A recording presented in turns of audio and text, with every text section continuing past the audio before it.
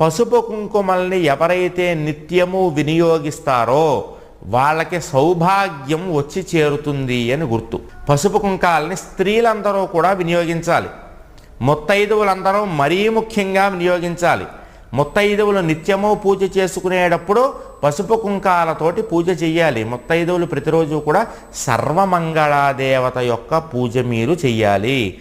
ఏ ముత్తైదువ అయితే, ఏ స్త్రీ అయితే ఇంట్లో సర్వమంగళాదేవత యొక్క పూజ చేస్తుందో ఆ స్త్రీ యొక్క భర్త సకల గండాల్ని తొలగించుకొని విశేషమైనటువంటి ధనాన్ని సంపాదిస్తాడు.